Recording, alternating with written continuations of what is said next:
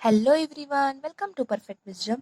और आज की वीडियो में हम देखने वाले हैं the internal structure of human heart. मतलब इंटरनली हमारा जो हार्ट होता है वो कैसे स्ट्रक्चर्ड है, ये डिटेल में देखेंगे। तो चलो स्टार्ट करते हैं। सबसे पहले तो जो ह्यूमन सर्कुलेटरी सिस्टम होती है वो 3 कंपोनेंट से बनी होती है। ह्यूमन सर्कुलेटरी सिस्टम पहला कंपोनेंट होता है उसमें का हार्ट, जो कि सबसे ज़्यादा इंपॉर्टेंट होता है। Then blood, and the third is blood vessels. तो इन 3 कंपोनेंट से हमारी सर्कुलेटरी सिस्टम बनी हुई होती है। हार्ट के बारे में इस वीडियो में देखेंगे। ब्लड के बारे में तो मैंने लास्ट वीडियो में आपको बता दिया है, और ब्लड वेसल्स के बारे में नेक्स्ट वीडियो में आपको बता दूंगी। तो चलो स्टार्ट करते हैं the internal structure of human heart के बारे में। सबसे पहले तो अपना जो हार्ट होता है वो मीजोडर्मल इन ओरिजिन होता है। हम सबको पता है कि हमारी पूरी बॉडी 3 जर्म लेयर से तैयार होती है, मेड होती है। सबसे बाहर वाली होती है एक्टोडर्म, फिर मीजोडर्म, एंडोडर्म। इन 3 लेयर से हमारी पूरी बॉडी डेवलप होती है। उसमें से जो मीजोडर्म, मिडल वाली जो लेयर होती है, उससे हमारे हार्ट का ओरिजिन होता है। इसलिए हम हार्ट को मीजोडर्मल इन ओरिजिन कहते हैं।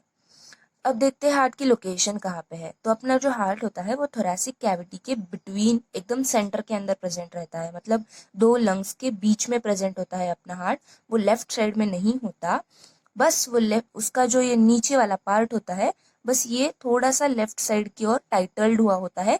बाकी हार्ट तो अपना सेंटर में ही होता है।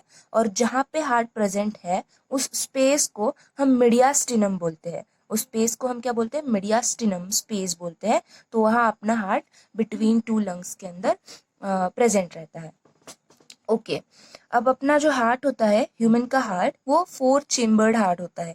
देखो 4 चेम्बर होते हैं अपने हार्ट में। ये पहला, ये दूसरा, ये तीसरा और ये चौथा। मैं आपको यहाँ पे एक्सप्लेन करती हूँ। ह्यूमन हार्ट जो होता है वो 4 चेम्बर्ड होता है। आप देख सकते हो ऐसे होता है। ऊपर के जो 2 होते हैं छोटे चेम्बर्स होते हैं, नीचे के 2 जो होते हैं वो बड़े चेम्बर्स होते हैं। ओके, ये ऊपर के जो 2 छोटे चेम्बर्स हैं इन्हें हम अट्रिया बोलते हैं। क्या बोलते हैं? अट्रिया। और ये नीचे के 2 को वेंट्रिकल्स बोलते हैं। अब ये राइट साइड हो गई, ये लेफ्ट साइड हो गई। तो right atria, right ventricle, left atria, left ventricle, ऐसे बोलेंगे। ओके, अब देखो ये जो आप लाइन देख रहे हो, ये वाली, ये क्या कर रही है? लाइन 2 अट्रिया को सेपरेट कर रही है, अलग अलग कर रही है, राइट। 2 अट्रिया को सेपरेट करने वाली लाइन को हम बोलेंगे इंटर अट्रियल सेप्टम। 2 अट्रिया के बीच में, इसीलिए इंटर अट्रियल सेप्टम कहेंगे। और ये जो नीचे वाली लाइन है, ये 2 वेंट्रिकल्स को सेपरेट कर रही है, इसलिए इसे हम बोलेंगे inter ventricular septum. Inter ventricular septum. Okay, अब ये जो लाइन जाएगी इसे हम बोलेंगे आर्ट्रियो वेंट्रिकुलर सेप्टम, क्योंकि ये अट्रियाज को और वेंट्रिकल्स को सेपरेट कर रही है, इसलिए हम इसे बोलेंगे अट्रियो वेंट्रिकुलर सेप्टम। ओके, तो ये 3 सेप्टम से हमारा 4 चेम्बर्ड हार्ट बना हुआ होता है। ओके, अब देखते हैं अपने हार्ट के स्ट्रक्चर को। देखो ये जो आर्ट्रियो वेंट्रिकुलर सेप्टम जो होता है, ये ऐसे पूरी तरह से ब्लॉक नहीं होता। यहाँ पे होल होते हैं ऐसे 2, यहाँ पे एक होल और यहाँ पे एक होल। अब ये होल क्यों होता है? क्योंकि जैसे ही ब्लड अट्रिया में आएगा तो वो नीचे वेंट्रिकल में जाना चाहिए, इसलिए वो वेंट्रिकल में इस अपर्चर के थ्रू, इस होल के थ्रू जाएगा। और यहाँ पे भी सेम कंडीशन, अब जैसे लेफ्ट अट्रिया में आ जाएगा तो लेफ्ट वेंट्रिकल में भेजने के लिए ये अपर्चर यूज होगा। इस अपर्चर की हेल्प से नीचे जाएगा, वेंट्रिकल में जाएगा। तो ये 2 अपर्चर यहाँ पे प्रेजेंट रहते हैं आर्ट्रियो वेंट्रिकुलर सेप्टम के ऊपर। लेकिन ये जो अपर्चर्स होते हैं ये सिर्फ अकेले नहीं होते। मतलब इसके ऊपर ना लीड होता है, ढक्कन होता है। वो क्यों होता है बताती हूँ आपको। ऐसे 3 फ्लैप से एक ढक्कन बनता है। 3 फ्लैप से यहाँ पे ढक्कन बना बना हुआ होता है, लीड बना हुआ होता है। इस 3 फ्लैप्स को हम बोलते हैं ट्राइकस्पिड वाल्व। तो ये जो 3 फ्लैप से बना हुआ होता है यहाँ पे स्ट्रक्चर, उसे हम बोलेंगे ट्राइकस्पिड वाल्व। और यहाँ पे जो वाल्व बनता है वो 2 फ्लैप से बनता है, इसलिए उसे हम बाइकस्पिड वाल्व कहेंगे। ओके, अब ये वाल्व्स क्यों होते हैं? क्योंकि जब राइट एट्रिया कॉन्ट्रैक्ट करेगा तो ब्लड इस होल से नीचे आएगा, राइट वेंट्रिकल में, राइट वेंट्रिकल में आ जाएगा। अब जैसे ही राइट वेंट्रिकल में आ जाता है, राइट वेंट्रिकल भी कॉन्ट्रैक्ट करेगा। अब जैसे वेंट्रिकल कॉन्ट्रैक्ट करेगा तो ये ब्लड इसमें वापस चला जाए, बहुत ज़्यादा चांसेस है कि ब्लड वापस आर्टरिया में चला जाए। तो वो अवॉइड करने के लिए, बैक फ्लो को अवॉइड करने के लिए यहाँ पे अपर्चर होता है। जैसे ही ब्लड आर्टरिया में से वेंट्रिकल में आ जाएगा तो ये अपर्चर क्लोज हो जाएगा, ये जो वाल्व होगा वो क्लोज हो जाएगा और फिर यहाँ का ब्लड ऊपर नहीं जा सकता, क्योंकि हमारे हार्ट का एक रूल है कि हमेशा जो ब्लड होगा वो एक ही डायरेक्शन में जाएगा, वापस उल्टा नहीं जाएगा, हमेशा एक डायरेक्शन में ही हमारा ब्लड जाता है। तो सेम यहाँ पे भी यहाँ से ब्लड नीचे आएगा तो ये वाला वाल्व जो होगा वो बंद हो जाएगा। इसको बाइकस्पिड वाल्व बोलेंगे। लेफ्ट साइड में जो होता है वो बाइकस्पिड वाल्व, राइट साइड में जो होता है वो ट्राइकस्पिड वाल्व, और बाइकस्पिड वाल्व को हम मिट्रल वाल्व भी बोल सकते हैं। अब आप यहाँ पे देख सकते हो, ये है राइट अट्रियम, राइट अट्रियम, फिर ये राइट वेंट्रिकल है ये वाला पार्ट, फिर ये जो है वो लेफ्ट अट्रियम है, ये लेफ्ट वेंट्रिकल है। यहाँ पे आप देख सकते हो, यहाँ पे ट्राइकस्पिड वाल्व है, यहाँ पे बाइकस्पिड वाल्व है। लेफ्ट साइड में बाइकस्पिड वाल्व होगा, राइट साइड में ट्राइकस्पिड वाल्व होगा। ओके, अब देखो अट्रिया कॉन्ट्रैक्ट कर जाएगा, राइट अट्रियम कॉन्ट्रैक्ट कर जाएगा, ब्लड आ जाएगा सीधे राइट वेंट्रिकल के अंदर। अब राइट, और ये यहाँ का वाल्व तो बंद हो जाएगा। अब राइट वेंट्रिकल भी कॉन्ट्रैक्ट करेगा, तो फिर ब्लड कहाँ पे जाएगा, क्योंकि ये अपर्चर तो बंद है तो ऊपर तो नहीं जाएगा। तो कहा जाएगा ये जो ट्यूब लाइक स्ट्रक्चर आपको दिख रहा है इसमें चला जाएगा। ये ट्यूब क्या है, ये है पल्मोनरी आर्टरी, जो कि अकेली ऐसी आर्टरी है जो डीऑक्सीजनेटेड ब्लड को कैरी करेगी। तो ब्लड राइट वेंट्रिकल में से इस पल्मोनरी आर्टरी में चला जाएगा। जब वेंट्रिकल कॉन्ट्रैक्ट करेगा तो ये ब्लड जो होगा पल्मोनरी आर्टरी में चला जाएगा।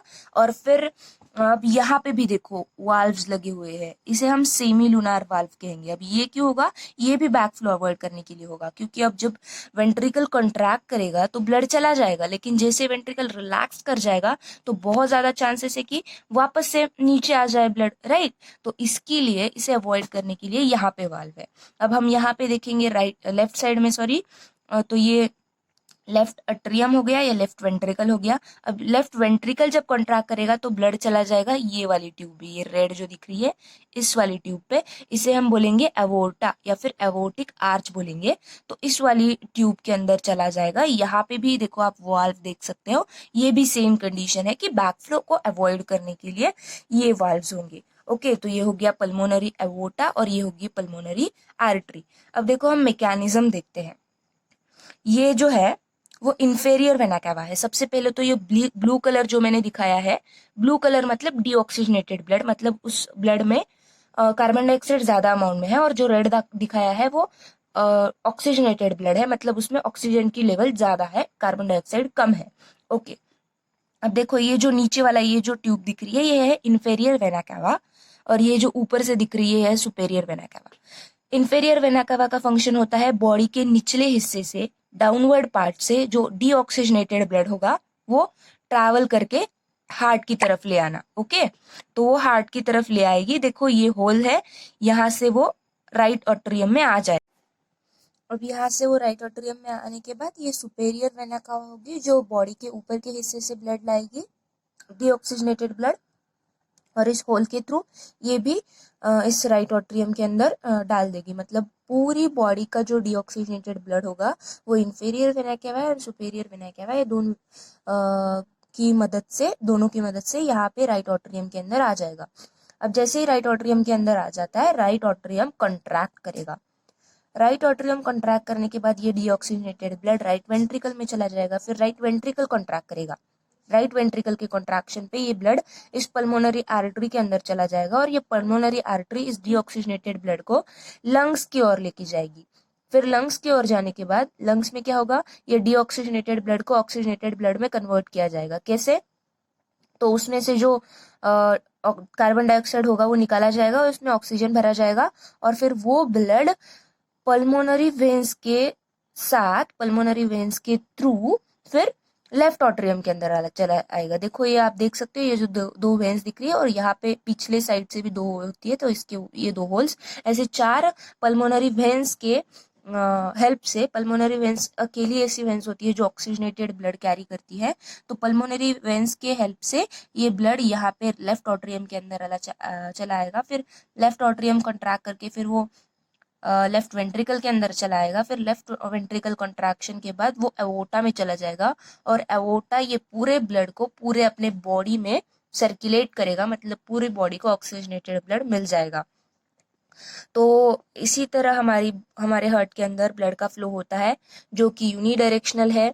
यहाँ से आएगा ऐसे, फिर लंग्स की ओर जाएगा, फिर लंग्स से ऑक्सीजनेटेड ब्लड होके फिर पूरी बॉडी को सप्लाई किया जाएगा।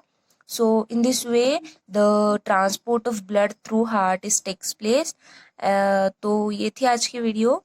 आप इस डायग्राम को निकाल सकते हो, बहुत ज़्यादा हेल्पफुल होंगी। तो ये थी आज की वीडियो। अगर आपको वीडियो अच्छी लगी हो तो लाइक करो और मेरे चैनल को सब्सक्राइब करो। And thank you for watching.